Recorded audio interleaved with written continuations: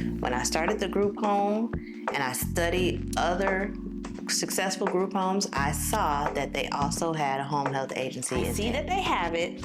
They're doing very well. And if I'm building a business modeling these high-performing examples, just let me go ahead and get that. It was a big investment. That was $50,000. Never in life would you think you're gonna spend $50,000 on it. I just know when I first explored charting softwares, I couldn't afford it no matter what their price was. So I didn't do it. Added value in terms of convenience, for sure. Like, we're just more nimble and more flexible now and can be more responsive to what we need to do for patients. I know y'all think I'm smart, but I'm not that smart where I'm like, okay, in year 5, this is what I'm gonna be. In year 6, I'm doing this. Year 7, no, I'm just kind of learning as I go along. I get one general idea, I execute that, and then in the process of that, there may be some awareness or understanding about something else that will push me in that other direction. Here we are in February. My baby had a full mental health episode. Ain't nobody asked about that. That's not what this is about. I just asked about that. Why was you boo-hoo crying the other day? Why you always trying to tell my business? You gotta frame it another way. Stop trying to have me looking crazy. All right, so we've been talking about this home health application for quite some time. Can you give me a rundown of the timeline for your Medicare application, how we're down to the wire with the accreditation window closing and just all that interplaying together? Okay. You can apply for a home health agency directly with ACA, and then they can come out and give you a conditional 2-year license for you to get accredited. Or you can start with the accreditation board, and they will come out, give you a temporary accreditation to submit with your application to ACA to move that process along faster, and then they give you a year to get accredited.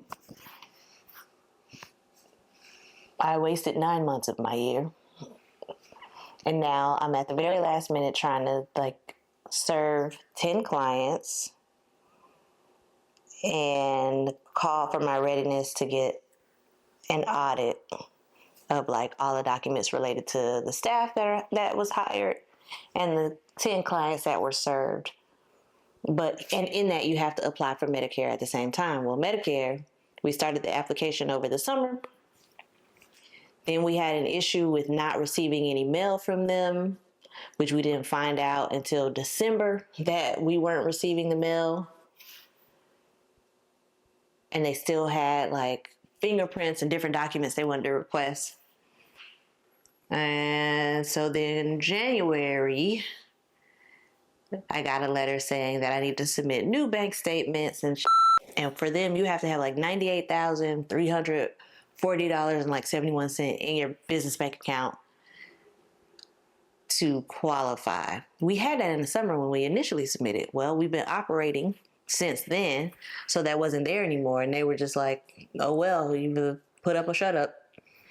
So I worked very hard to collaborate with my teammates and people in my life to get that money into the bank account. And then the day the statement was going to close, I noticed that $30,000 of it was missing. So payroll hit, forgot to account for payroll, and a credit card payment came through. So yes, I did have a nervous breakdown. And I spent about, 15 minutes boo-hoo crying and screaming. And then I figured out the solution. Every business bank account I had, I moved all the money from those accounts into the home health agency account. And then I had to call 2 people and get them to Zelle me $7,000 a piece. And with that, I was able to get back to the number that I needed. My statement closed. I have a copy of said statement. And now I've moved all the money back to where it belongs and paid everybody back. And now I still don't have my Medicare approval letter. You need that to call for your final audit. So tomorrow I will call CHAP, which is the accreditation board I went with, to let them know I don't have that and to see what the process would be. if I don't get it before they come. So far, they've said the options are you lose the $12,000 investment you already made, or you pay $3,300 to extend it for a year. I don't want neither one of them options. So yeah, we'll see what they say when I call tomorrow. I had a great question. I forgot it. Can you talk about the cost of the home health agency to date? Money invested to get to this point from a consultant perspective, from application licensing fees, everything. The application fee, I think, was like around $2,000, the ACA application. The CHAP accreditation was like 11,000 or something, so roughly $12,000. One consultant I paid maybe $600 to start a process, but then there's another consultant I'm working with, and she costs like $2,000 a month. So let's say we're $4,000 in on her. 12, 13, 14, 15, 16, 17, $18,000, and there's probably some fluff in there somewhere because I did have to pay an accountant to make my financial ability to operate. So probably $20,000 in at this point. Oh, that was a bad idea. Oh, I shouldn't have did it. I can't wait till this. And they want another $3,300, and that's why I'm like, no, I don't want to have to do an extension because I paid enough. I've paid enough for y'all to do nothing. Like literally the accreditation board is charging you $12,000. You're doing all the work. They're not doing shit. They're not providing you guidance. They're not helping you do the work. They're literally like, you pay us $12,000. We're going to come look at what you're doing and then tell ACA you doing it good. That's what I'm paying for them to come and say, okay, yeah, they doing it good. I don't think it costs $12,000 to do that. But anyways. That's some money. 20 grand? Too much money. A lot of money invested. And you were stressed, rightfully so, but we got through it. How ready are you to be relieved of this application process? Oh, super ready. I will not, there will be no new business ideas. Nothing else. I'm not doing nothing else. If I can just get out of this, I'm going to sit down. I'm so tired of it. It's so stupid. And I don't even know what I'm going to do with the home health agency. I don't even know what I'm going to do with it. I will have spent $20,000 years out of my life being stressed, and there's no immediate, okay, this is what I'm going to do to get that money back. I just have it. And then I got to figure out what to do with it. So you have a construct of what to do with it, a framework. But what I want to talk about is, being a business owner and the balance that is needed between present interest and future interest and growth. Well, and how you go about placing which chips in which basket. I don't know. It's not like I have I usually have a general idea of what I'm going to do. And then based on what's actually happening, it kind of like pings you into the next decision or the next direction. When I started the group home and I studied other successful group homes, I saw that they also had a home health agency in tandem. Did I have the understanding of what they did with it or how? No. I would hear things here and there about, okay, they bill through it instead of billing through APD, or like, I don't know. It was just very gray. I see that they have it. They're doing very well. And if I'm building a business modeling these high performing examples, just let me go ahead and get that. So to the extent of future planning, I can see that this is an important component that we may need in the future. While before I'm too busy or the houses are too full and I'm otherwise distracted, let me just go ahead and start immediately. With the hopes that whatever the benefit is, I can start experiencing sooner rather than later. So that's, I think once I get the agency, then the energy will be spent towards figuring out what to do with said agency or what these other group homes, like how are they leveraging it as a supplemental thing to their business. But that's it. I'm like, I know y'all think I'm smart, but I'm not that smart where I'm like, okay, in year 5, this is going to be in year 6, I'm doing this, year 7. No, I'm just kind of learning as I go along. I get one general idea, I execute that, and then in the process of that, there may be some awareness or understanding about something else that will push me in that other direction. It sounds like breadcrumbs work just as fine. Ain't no yellow brick road. Yes, correct. Because what worked for somebody else may not work for you. Like the other homes I'm studying, when they got started, the rules and regulations could have been different. They could have had different requirements, just a different, like, you don't know.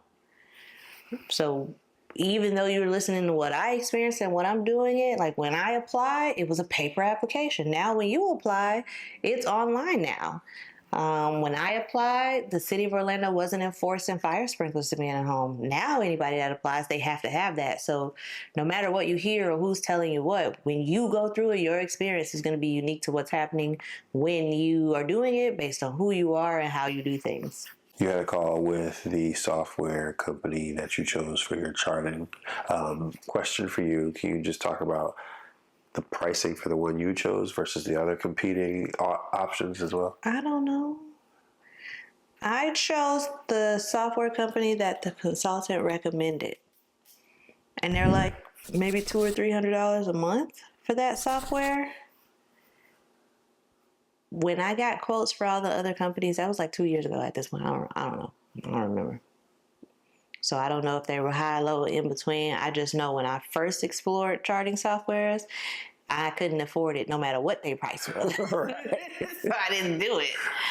Well, I remember you saying that these things were significantly more expensive At that time, and the consultants $300 was expensive to me. Like at the time of us opening with that one patient, $300 a month was ridiculously insane to even fathom paying. So I think we're just at a different point in the business. Because I'm sure I called Allura, which is who I use now, and I thought they was wild then. I'm pretty sure I can go back and find you saying. I was like, oh, they out of control. Yeah. But we're at a different point in the business now. So it's just relative. We got the car. We have received our company vehicle. It is a Kia Soul with a handicap conversion.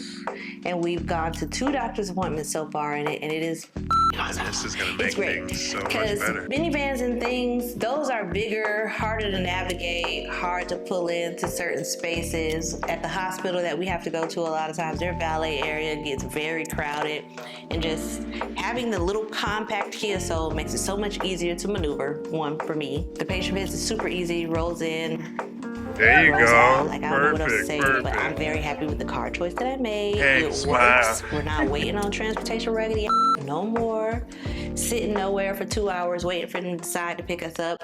And on the car came on a Sunday and we had an appointment for Monday. And of course, the doctor calls and says, hey, can you come an hour early? If we didn't have the company vehicle, there's no way we would have been able to make that adjustment. And it was an important appointment. Like, we didn't want to get pushed several days. But fortunately, we had the car and we were able to make that shift and go. So it was a big investment. That was $50,000. Never in life would you think you're going to spend $50,000 on a Kia Soul. But the handicap conversion costs more than the vehicle itself.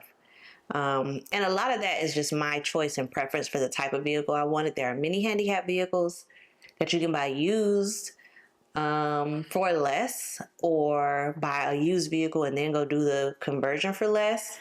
So it doesn't have to be that, but it's an expensive investment for a car that in real life is probably going to leave that driveway maybe 5 times a month on the high end, because we don't have that many appointments per month. But now that we have it, I'm going to come up with ways to use it more. Maybe we can offer for like the clients that come for respite, transportation to them. I will add transportation back to our APD license. We had it for the first year. I removed it. I'll add that back so we can have the opportunity to try to I don't know, earn something off this 50,000 investment. And Uber is working on adding a handicap accessible option. And the moment they do, we will be on there, guaranteed. I love it. That's amazing. It definitely has added value for sure. I'm really excited for, Added value in terms of convenience, for sure. Like we're just more nimble and more flexible now and can be more responsive to what we need to do for the patient. and you definitely have to be responsive with all the changing needs that the clients have, and just all the different steps of business building that you have to prioritize. Being able to take some things off your shoulder and add some convenience can really allow you to put more energy in other areas. For sure. I don't think, like, every business doesn't need to do that. Insurance works just fine, right? Like for 2 years, that's what we used and it worked just fine. We just got to a point where we were doing well enough that we could pay for convenience. It is not a necessary expense by any means. Yeah, and I definitely think you have to be a reasonable, responsible person in evaluating that decision. However, there are some competing interests to take into account where, the home health agency, and as taxing as it's been, and now we're potentially even adding a fourth full-time client.